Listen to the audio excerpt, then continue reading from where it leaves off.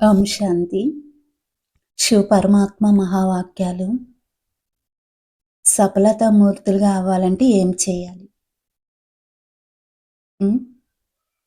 మనం సఫలతా మూర్తులుగా అవ్వాలంటే ఏం చేయాలి? మరి ఈ వాక్యాల గురించి ఏం చెప్తారా మహావాక్యాలు? ఇంకా మనం తెలుసుకుందామా?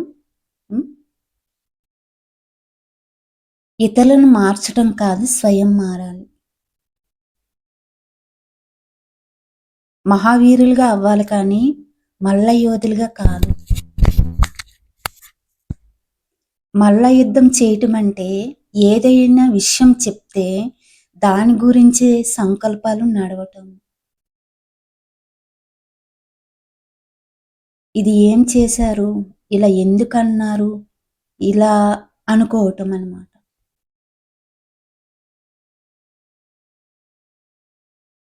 దీనిలో మనసులో లేదా వాచాలో మల్ల యుద్ధం చేయటమని అంటారు. నన్నే ఎందుకన్నారు? నన్నే ఎందుకు నిందిస్తున్నారు? ఇలా ఎందుకు జరిగింది? ఇవన్నీ కూడా. ఇదే మల్ల యుద్ధం అని అంటారు. అయితే నమస్కారం చేయటం అంటే తల వంచటము. ఎప్పుడైతే మనం నమస్కారం చేస్తామో అప్పుడే నమస్కారం చెప్తారు. ఇలా అనుకోకండి. మేము ఎప్పుడు వంగే ఉంటున్నాము కానీ మాకు ఎవరు గౌరవం ఇవ్వటం లేదు. అబద్ధం చెప్తూ వంగకుండా ఉన్నవారికే గౌరవం ఇస్తున్నారని. అంటే అబద్ధం చెప్తూ వంగకుండా ఉన్నవారికి గౌరవం ఇస్తున్నారు. మేమెంతలాగా ఉంటున్నాం మాకు ఎవరు గౌరవం ఇవ్వటం లేదు. అయితే పరమాత్మ అంటున్నారు, ఇది అల్పకాలికంగా కానీ ఇప్పుడు దూరదేశ బుద్ధి పెట్టుకోండి.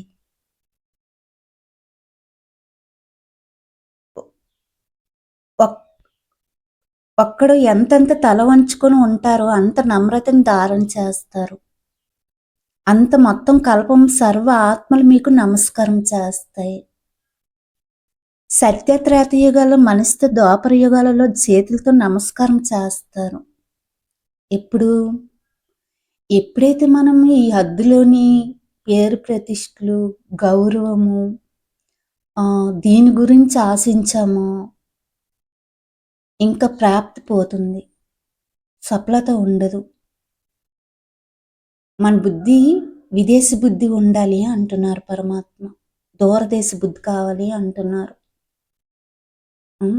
అంటే ఈ హద్దులోని గౌరవం గురించి ఆశించొద్దు అంటున్నారు పరమాత్మ. స్వయం పరివర్తన ఎప్పుడైతే మనం అవుతామో అప్పుడు ఈ హద్దులోని విషయాలకి దూరంగా ఉంటాం. మన బుద్ధి కూడా దూరదేశ బుద్ధిగా ఉంటుంది. అవ్యక్త స్థితిలో ఉంటాము. ఎవరు గౌరవం ఇచ్చినా ఇవ్వకపోయినా బాబాతో మనం ఉంటాము. బాబాను పెట్టుకొని ప్రతి కార్యాన్ని చేస్తూ పోతాము. అయితే ఇలా మనం ఎప్పుడైతే ఆశించుకుంటూ ఉంటామో కల్పమంతా కూడా సర్వ ఆత్మలు మీకు నమస్కారం చేస్తాయి. సత్యత్రేత యుగాల మనసుతో ద్వాపర కలియుగాల చేతులతో నమస్కారం చేస్తారు. సఫలత మూర్తులుగా అవ్వాలి అంటే చెకింగ్ పాయింట్ పరమాత్మ మనకు చెప్పేశారు. అలాగే అందరూ కూడా ఈ ఛానల్ని సబ్స్క్రైబ్ చేసుకోండి. ఎందుకంటే రోజు కూడా పెడుతున్నాం కదా రీల్స్. ఇప్పుడు ఇది అంతిమ సమయం. అంటే అకస్మాత్తు పాఠం పరమాత్మ చెప్పారు. ఇంకా అకస్మాత్ అంటే ఇంక చెప్పలేము. కాబట్టి మంచి మంచి పాయింట్స్ అన్ని పరమాత్మ మనకి ఈ అవ్యక్త మురళి ద్వారా చెప్పారన్నమాట. ఈ పాయింట్స్లో ఏది మనకు టచ్ అయినా మనం అంతిమ సమయంలో పాస్ అవ్వడానికి ఈజీగా ఉంటుంది. ఈజీగా పాస్ అవ్వచ్చు. ఎందుకంటే అంతిమ సమయంలో ఆటోమేటిక్గా అందరికీ వైరాగ్యం వచ్చేస్తుంది. ఆ సమయం కూడా కనబడుతుంది ఎదురుగా.